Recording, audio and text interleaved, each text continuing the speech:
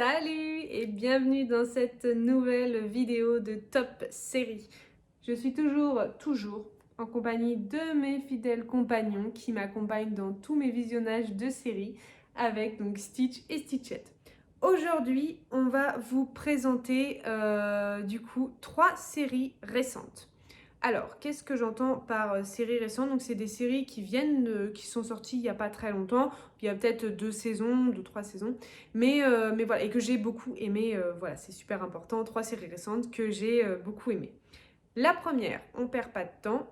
Dites-moi d'ailleurs dans les commentaires les séries récentes que vous avez vues et qui vous ont plu.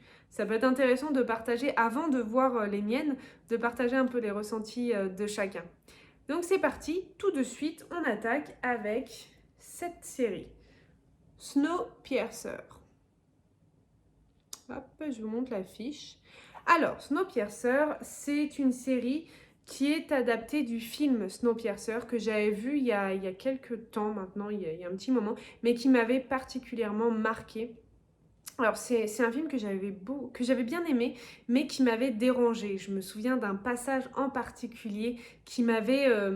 tu sais, souvent il y a des petits passages comme ça qui perturbent vraiment. Alors, je peux le dire parce que dans cette série, on n'en parle pas de... Enfin, ils agissent pas de la même façon. Mais c'était un passage. En fait, qu'est-ce que c'est Snowpiercer? Déjà, pour commencer, ceux qui ne l'ont pas vu, parce qu'on n'en a pas beaucoup entendu parler de cette série, mais vraiment, je la conseille. Elle est juste dingue. Enfin, moi, ça a été un très très gros coup de cœur, cette série. Elle aurait pu aller dans mon top de vidéos coup de cœur, mais j'ai décidé de la mettre ici. Parce qu'en ce moment, il n'y a pas énormément de séries qui sortent, qui sont vraiment bien. Alors, c'est pareil, c'est la fin du monde, entre guillemets, où la Terre devient plus habitable, il fait trop froid, les températures baissent jusqu'à moins 50 degrés, ce qui est impossible de survivre à l'extérieur. Et en fait, avant ça, donc ça avait été un peu, enfin, vous savez, comme il y en a qui préparent les bunkers, etc. Là, il y a des personnes qui ont mis en place un train qui fait le tour de la Terre en fait à une certaine vitesse et qui permet du coup de survivre en fait à l'intérieur du train. Alors forcément ça peut paraître un petit peu glauque entre guillemets parce que du coup on ne sort jamais du train, mais c'est un train qui fait il y a plus de 1000 wagons je crois. Donc voilà, c'est un très très grand train, etc. qui est prêt du coup à accueillir pas mal de personnes. Et donc il fallait réserver forcément ses billets à l'avance. Donc il y a l'avant du train où on a les personnes très très riches qui ont voilà, nourriture à volonté, qui ont des suites énormes, enfin voilà, on a le haut du panier. Et du coup, plus on va vers l'arrière du train, plus on a la seconde classe, les classes beaucoup moins aisées où la vie est complètement différente, jusqu'à aller à l'arrière total du train où c'est un wagon où il n'y a plus de lumière, il n'y a plus rien. Enfin, voilà, ils sont nourris, même pas avec de la vraie nourriture, c'est avec des plaquettes je sais même pas avec quoi c'est fait, j'ai même pas envie de le savoir. Enfin, bref. Et eux, en fait, c'est ceux qui sont arrivés sur le train sans billet, en fait, qui ont forcé le passage et qui sont arrivés là. Donc, voilà, on a vraiment cette histoire de classe. Et qu'est-ce qui va se passer? Bah forcément, il va y avoir une rébellion entre la classe du fond, alors les 100 classes, voilà, ils sont appelés les 100 classes, et tout le reste du train en fait. Ça fait 7 ans qu'ils vivent comme ça, ils en ont un peu marre, en sachant qu'à l'avant du train, en fait, ils ne savent absolument pas ce qui s'y passe à l'avant du train, ils ne savent pas. Certains arrivent à en sortir, il y a des enfants qui arrivent à sortir. On apprendra plus tard pourquoi ils sortent, quels sont leurs rôles, mais il y en a voilà, qui partent travailler aussi un peu plus à l'avant du train, alors pas dans les premières classes, hein, mais juste la classe au-dessus. Donc leur condition est un petit peu meilleure, ils ont de la vraie nourriture entre guillemets.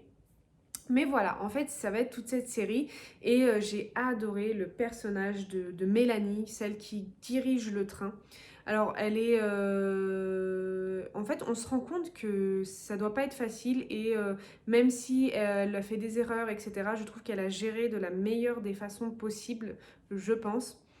Ça doit pas être vraiment évident, il faut réussir à maintenir un statu quo. Beaucoup, en fait, elle va être complètement déchu, je sais pas comment dire, mais ils vont l'évincer en fait parce que ils vont se rendre compte qu'elle lui a menti parce que en fait ils pensaient que c'était alors je me souviens plus du nom.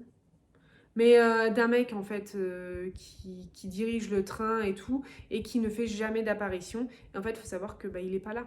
Il est pas là, mais elle a quand même entretenu l'espoir qu'il était toujours là, qui vivait toujours sur le train parce que bah, ça donne espoir aux gens et ça leur donne la force de survivre en fait. Alors quand ils vont apprendre qu'en fait il est pas là, bah, ça va être la débandade partout, les 100 classes sont remontées, enfin ça va être un carnage total dans le train. Mais c'est vraiment, c'est vraiment bien, je trouve que ça reflète plutôt bien la société actuelle. Il y a des dérives, il y a des façons de gérer qui sont pas forcément les meilleures. Mais voilà, tout ça pour dire que cette série, vraiment, elle vaut le coup. Je sais pas s'il y a une ou deux saisons. En tout cas, je les ai toutes vues, mais je suis un peu perdue dans toutes les saisons que je regarde. Mais en tout cas, vraiment, c'est une série qui est à voir. Le film m'avait un petit peu perturbée parce que oui, donc à un moment donné, c'est vers la fin, ils vont chercher du coup dans les catégories des 100 classes, de l'arrière du fond, des enfants pour les faire monter. Et en fait, du coup, les parents sont super contents, ils pensent qu'ils vont avoir un avenir génial et tout. Et en fait, on apprend qu'ils sélectionnent bien des enfants de petite taille et tout, je vous parle uniquement du film, hein, de petite taille, etc. parce qu'ils vont passer sous le train, parce qu'il y a une pièce qui est défaillante, et du coup, ils vont devenir des automates à changer la pièce, enfin, à faire une tâche complètement répétitive. Enfin, c'est affreux, affreux. Ce passage m'avait poigné, enfin m'avait perturbé, vraiment. J'y ai pensé pendant longtemps. Donc voilà, mais en tout cas, la série est vraiment géniale. Je la conseille, j'ai adoré le personnage de Mélanie. Enfin, en fait, beaucoup de personnages sont très attachants. Donc elle vaut vraiment le coup. Je passe à une autre série, complètement différente. Complètement différente. Là, elle aurait pu être classée dans la série pour ados. C'est Outer Banks. Hop, alors, ça fait partie des séries qui sont sorties il n'y a pas très longtemps, du coup, sur Netflix. Donc là, pour le coup, non, je crois qu'il y a quand même deux saisons, deux ou trois saisons, je sais plus. Mais voilà, alors qu'est-ce que c'est? Donc, c'est des jeunes qui vivent sur une espèce d'île, en fait, avec leurs parents, etc., évidemment. Et ils vont participer, enfin, ils vont avoir vent d'un trésor, en fait, je sais plus exactement comment. Et toute la saison 1 va être axée sur cette recherche de trésors qui vont... qui- bah dis donc, décidément.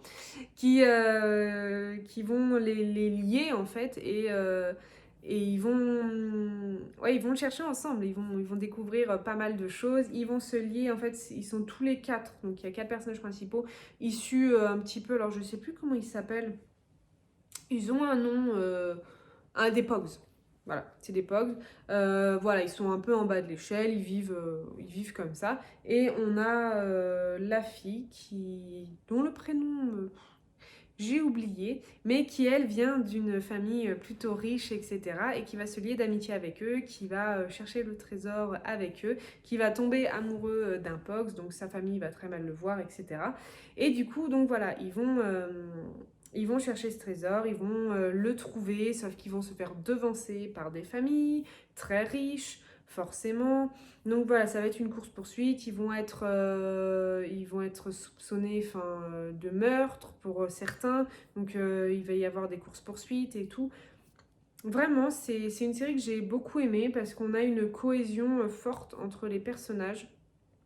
Ils sont là pour s'entraider, ils ne se lâchent pas, même si leurs parents ne sont pas derrière. Enfin, d'ailleurs, certains n'ont pas de parents, hein. Le personnage principal, ses parents, son père est décédé. Ça va être toute l'intrigue aussi du 1 de la saison 1. Il y en a un autre, son père, il est alcoolique, il le frappe. L'autre, et les deux autres, quand même, ont leurs parents. Il y en a un, du coup, c'est un Pox, donc son père travaille, etc.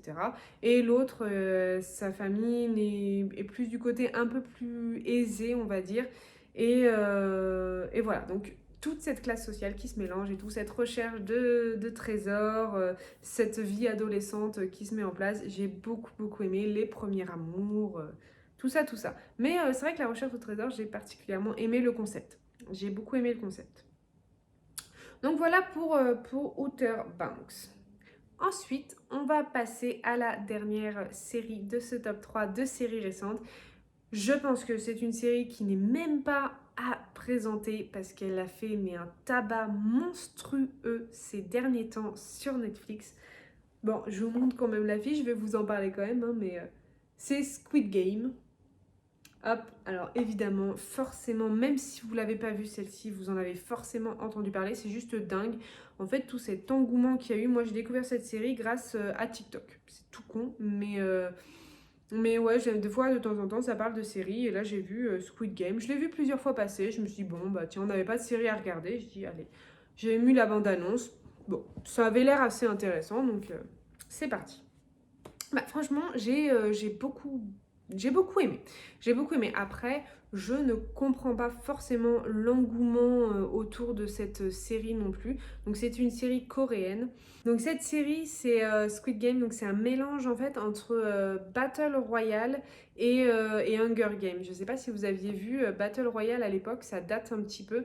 Mais j'avais adoré. Enfin, au début, c'est un peu dérangeant. C'est des élèves, des classes qui sont sélectionnées en fait et qui se retrouvent dans un espèce de jeu géant pour s'entretuer. Il en restera qu'un à la fin. Et donc c'est asiatique, hein. Celui-là il est asiatique. Alors je sais pas s'il est coréen, je sais plus. Je crois qu'il est coréen, mais je suis pas sûre. Et Hunger Games où ça reprend un petit peu le même principe au final, hein. C'est des jeux pour divertir la classe richissime, toujours avide de plus de sensations. Donc s'entretuer entre êtres humains, c'est toujours bien. Donc Squid Game, c'est un petit peu ça. En fait, mais le concept est génial. C'est ça que j'ai beaucoup aimé, c'est que le concept est vraiment génial.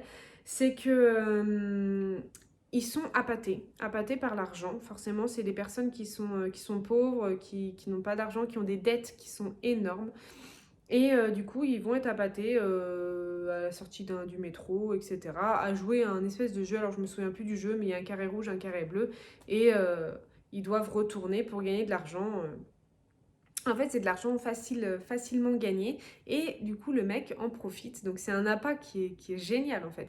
Il donne un numéro, une carte de visite avec un numéro, et qui dit, voilà, si vous voulez participer à plus de jeux et gagner beaucoup plus d'argent, eh bien, téléphonez-nous. Donc forcément, eh ben, le personnage principal, il va téléphoner, il va participer, donc comme beaucoup, donc ils se retrouvent, ils sont super contents, ils sont je sais plus combien, 456. 456 joueurs, puisque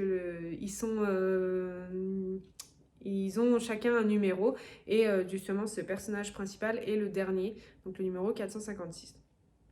Et en fait, ils vont se rendre compte qu'en jouant au premier jeu, donc c'est 1, 2, 3 soleil, donc ils sont super contents de participer, ils vont se rendre compte que c'est pas anodin et qu'en fait, quand ils perdent, ils meurent.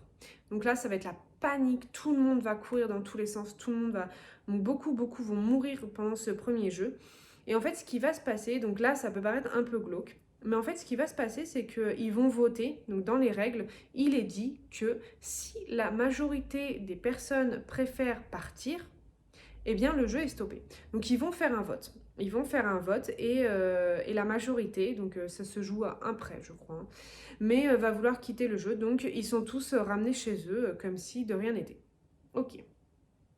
Sauf que quelques jours plus tard, une nouvelle carte apparaît chez chacun des joueurs et ils ont la possibilité de revenir. Et ce qui est complètement dingue, c'est qu'en fait, la quasi-totalité des personnes vont décider, en connaissance de cause, hein, en sachant que les jeux sont meurtriers comme ça, ils vont décider de revenir. Donc c'est ça qui est fou, c'est la puissance de l'argent en fait, de ce que les gens sont prêts à faire pour de l'argent quand on est dans le besoin en fait, hein.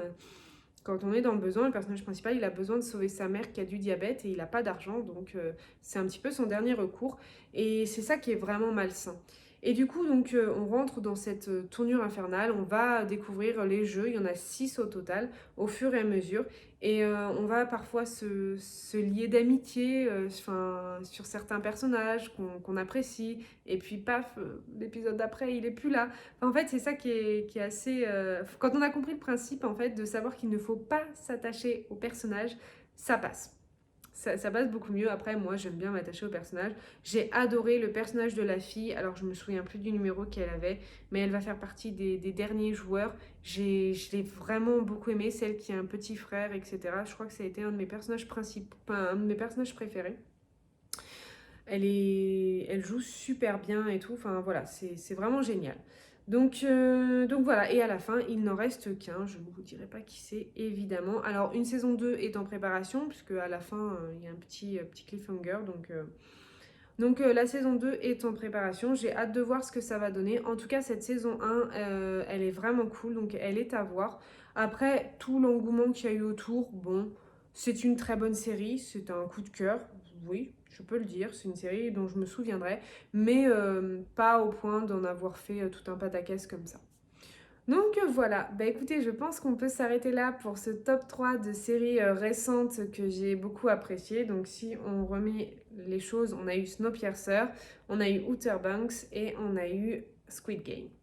Donc voilà, bah écoutez, dites-moi dans les commentaires, vous, les séries récentes que vous avez vues. Et puis bah moi, je vous dis à la prochaine dans une nouvelle vidéo. Salut!